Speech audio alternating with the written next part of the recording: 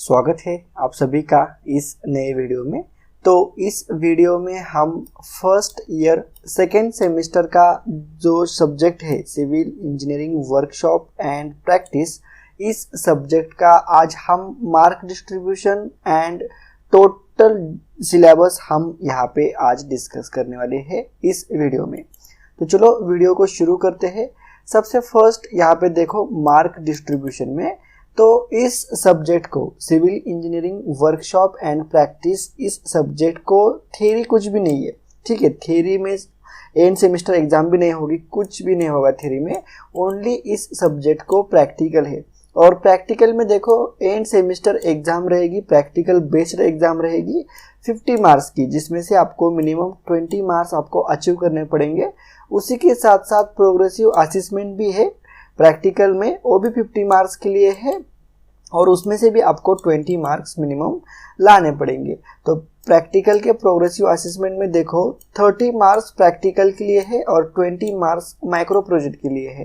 तो इस तरह से ये 50 मार्क्स हो जाता है और ये 50 मार्क्स का तो एग्जाम ही रहेगा। तो इस तरह से टोटल 100 में से आपको 40 मार्क्स मिलने चाहिए, तभी जाके आप इस सब्जेक्ट में पास हो जाओगे, civil engineering workshop and practice, ठीक है। तो ये हो चुका मार्क डिस्ट्रीब्यूशन। अब हम सिलेबस देखते हैं। तो देख लो यहाँ पे सिलेबस टोटल 5 यूनिट्स है, ठीक है। प्रैक्टिकल ही करने का है, यहाँ पे मार्क डिस्ट्रीब्यूशन 0 है, कुछ भी नहीं है, ओनली प्रैक्टिकल है। फिर भी थ्योरी हमें ये 5 टॉपिक्स आपको पढ़ने पड़ेंगे, तभी जाके आप प्रैक्टिकल अच्छी तरह से कर पाओगे। या फिर एक और बात बताना चाहता हूँ, यहाँ पे देखो ये जो चैप्टर है 5 बहुत ही इंपॉर्टेंट चैप्टर है, इसका आपको केवल नॉलेज होना जरूरी है, बहुत ही जरूरी है, ठीक है। उसमें देखो फर्स्ट चैप्टर है ओवरव्यू ऑफ कंस्ट्रक्शन एक्टिविटीज, जिसमें आपको सभी कंस्ट्रक्शन एक्टिविटीज समझ में आ जाएंगे। उसके बाद देखो chapter number 2 masonry and concreting, ठीक है। मेसनरी किस तरह से की जाती है, कॉन्क्रीटिंग किस तरह से की जाती है, आपको सब बेसिक आइडिया आ जाएगा। उसके बाद चैप्टर नंबर 3 में देखो प्लम्बिंग सर्विसेज है, चैप्टर नंबर 4 में फिनिशिंग वर्क है और चैप्टर नंबर 5 में construction of roads, culverts and bridges.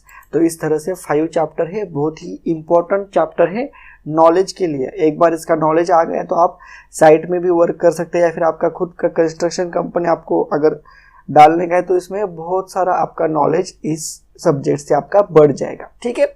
तो ये इस तरह से टोटल 5 चैप्टर का हमें स्टडी करने का है। चलो अब हम देखते हैं इंडिविजुअल चैप्टर का, अब हम सिलेबस देखते हैं। देखो फर्स्ट यूनिट है ओवरव्यू ऑफ कंस्ट्रक्शन एक्टिविटीज, जिसमें हम देखेंगे केवल 2 ही पॉइंट है, construction activities such as layout, building का लेआउट। देखो कंस्ट्रक्शन एक्टिविटीज थोड़ा डीप में एक्सप्लेन करूंगा ताकि आपको अच्छे से समझ में आ जाए। लेआउट मीन्स क्या होता है, एक बिल्डिंग का नक्शा रहता है, ठीक है, कागज पे, वो अपने को ग्राउंड पे उसका लेआउट करना पड़ता है, तो वो किस तरह से किया जाता है वो सब कुछ आपको मैं इस पॉइंट में बताऊंगा। उसके बाद है एक्सकेवेशन, लेआउट करने के बाद जहाँ पे कॉलम पोजीशन होती है वहाँ पे हमें एक एक्सकेवेशन, अर्थ एक्सकेवेशन करना पड़ता है। जब तक हार्ड स्टार्टर नहीं लगता तब तक हमें एक्सकेवेशन करना पड़ता है। वो एक्सकेवेशन के टाइप है, फिर मैन्युअली एक्सकेवेशन रहता है जीसीबी, या फिर हम मशीनरी यूज करके भी एक्सकेवेशन कर सकते हैं। उसके बाद ब्रिक मेशनरी, देखो जहाँ पे लाइन आउट है हमारा बिल्डिंग का, जहाँ पे हमें वॉल क्रिएट करने का है, तो वहाँ पे हम ब्रिक का सबसे फर्स्ट लेआउट करते हैं, उसका डायगोनल साउल सब देख लेते हैं, फिर जाके हम मेशनरी का वर्क करते हैं। तो वो सब एक्टिविटी मैं इसमें आपको बताऊंगा, विद एग्जांपल के साथ, वीडियो के साथ आपको बताऊंगा। उसके बाद देखो कंक्रीटिंग किस तरह से करते हैं। कंक्रीटिंग मीन्स देखो हमारी फुटिंग है, फुटिंग का शटरिंग है, या फिर कॉलम है, बीम है, या फिर स्लैब भरने का है। तो स्लैब भरते समय हम जो कंक्रीट यूज करते हैं वो किस तरह से करते हैं, ठीक है। वो सब कुछ एक्टिविटी आपको कंक्रीटिंग में आपको एक्सप्लेन कर दूंगा मैं। उसके बाद देखो प्लम्बिंग मीन्स जो भी, देखो एक बार लेआउट हो चुका, सब कंस्ट्रक्शन एक्टिविटीज हो गए, तो जब पाइपलाइन का वर्क होता है बिल्डिंग के अंदर, वो हमारा नहाने ट्रैप हो, बाथरूम का पाइपलाइन हो, पीने का पानी का लाइन हो, तो वो सब कुछ प्लम्बिंग में आ जाता है। उसके बाद इलेक्ट्रिफिकेशन, जो आप देख सकते हो फैन है, बल्ब है, जो भी वायरिंग गई है, तो वो सब कुछ एक्टिविटीज इलेक्ट्रिफिकेशन में आ जाती है।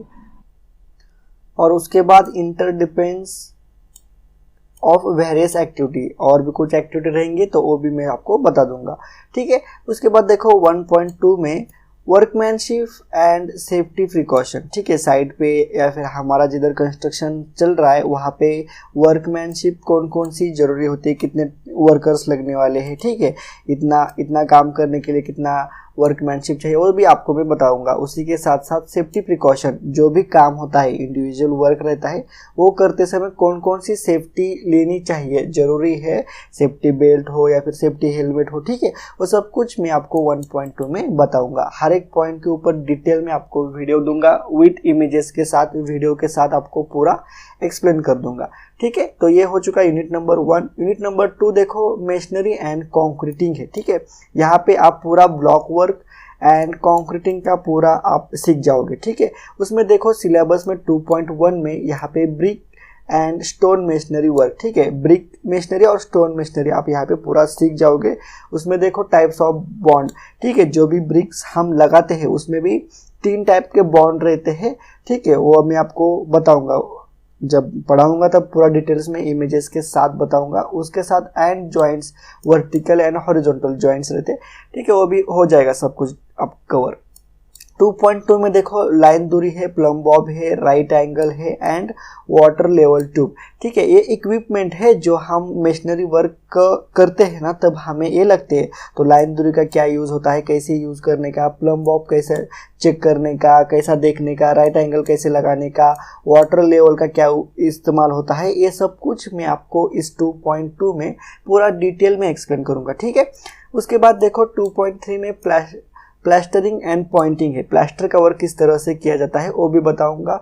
उसके बाद 2.4 में देखो proper mixing of concrete laying, ठीक है, कंक्रीट का प्रोसीजर है, प्रॉपर मिक्स कैसे करने का और कंक्रीट लेइंग कैसे करने का वो भी बताऊंगा विद इमेजेस के साथ। 2.5 में देखो use of concrete mixture and vibrators, different types of vibrators के भी टाइप रहते हैं, ठीक है। नीडल का थिकनेस रहता है 25 mm का, 40 mm का, 60 mm का वाइब्रेटर, ठीक है। तो कौन सा टाइप में, कौन सा कंक्रीट के स्ट्रक्चर में कौन सा वाइब्रेटर यूज करने का है वो भी मैं आपको वहाँ पे पूरा डिटेल में बताऊंगा। उसके बाद देखो 2.6 में फॉर्मवर्क है और स्काई फोल्डिंग है, ठीक है। फॉर्मवर्क मीन्स जो हमारा शटरिंग का वर्क रहता है वो, और उसके बाद स्काई फोल्डिंग, ठीक है, वो भी बताऊंगा। और 2.7 में देखो सेंटरिंग है एंड शटरिंग, ठीक है, सेंटरिंग किस तरह से करते हैं उसके साथ साथ शटरिंग, ठीक है, वो भी सब कुछ मैं आपको बता दूंगा। तो ये है सिलेबस 2.7, इतना टोटल 1 से लेके 7 तक इतने पॉइंट है यूनिट नंबर 2 में, ठीक है। बहुत ही इंपॉर्टेंट पॉइंट है, ध्यान से स्टडी करो एक बार। यूनिट नंबर 2 यहाँ पे कंप्लीट हो जाता है, ठीक है। उसके बाद नेक्स्ट यूनिट देखते हैं प्लम्बिंग सर्विसेज, ठीक है। प्लम्बिंग सर्विसेज देखो उसमें different types of the pipes के जितने भी टाइप्स है आपको बताऊंगा, कंपनी का ब्रांड का नेम भी बताऊंगा। उसी के साथ साथ जॉइंट्स है, टैप्स रहते हैं, fixtures and accessories used in plumbing में जो सारे टाइप्स, पाइप के टाइप, जॉइंट्स, जो भी एल्बो रहते हैं वो सब कुछ बताऊंगा। कंपोनेंट्स है 3.2 में पाइप्स, वॉल्व्स है, बेंड्स है, यहाँ पे used in water supply, sanitary और सीवेज लाइन्स में, ठीक है। तो जो भी पाइप यूज होते हैं सैनिटरी, सीवेज लाइन में, वाटर सप्लाई लाइन में, वो भी कंपोनेंट सब 3.2 में आप देख सकते हो, ठीक है। तो यहाँ पे 3 चैप्टर में, यूनिट नंबर 3 में बस इतने 2 ही पॉइंट है। उसके बाद नेक्स्ट चैप्टर देखते हैं फिनिशिंग वर्क में देखो फ्लोरिंग है, स्कर्टिंग है एंड डैडो वर्क है, ठीक है। फ्लोरिंग किस तरह से करते हैं, डायगोनल किस तरह से देखते हैं, स्कर्टिंग कैसी होती है, फ्लश स्कर्टिंग उसमें भी ऑफसेट रहता है, और सब कुछ जो भी स्मॉल थिंग्स है सब मैं आपको यहाँ पे एक्सप्लेन कर दूंगा। उसके बाद देखो 4.2 में फॉल सीलिंग है, प्लास्टर ऑफ पेरिस है, पीओपी वर्क, ठीक है। फॉल सीलिंग किस तरह से करते हैं, प्लास्टर ऑफ पेरिस पीओपी किस तरह से लगाते हैं, कितना mm का, मैक्सिमम कितना mm होना चाहिए, मिनिमम कितना होना चाहिए, ठीक है। एल्यूमिनियम ग्लास वर्क्स है और स्लाइडिंग है, ठीक है। और उसके बाद देखो 4.3 में व्हाइट वॉश है एंड यहाँ पे पेंटिंग है, ठीक है। तो यहाँ पे ई नहीं, यहाँ पे जी होगा, PINTING, पेंटिंग, ठीक है। तो ये 4 पॉइंट है यूनिट नंबर 4 में। और यूनिट नंबर 5 में देखो construction of road, culverts and bridges, उसमें देखो टाइप्स ऑफ रोड देखेंगे, कंपोनेंट्स ऑफ रोड देखेंगे, कैरेज वे क्या होता है, शोल्डर क्या होता है, कैम्बर क्या होता है, ग्रेडियंट क्या होता है, आपको क्रॉस सेक्शन के साथ, आपको इमेजेस के साथ पूरा एक्सप्लेन करूंगा डीप में।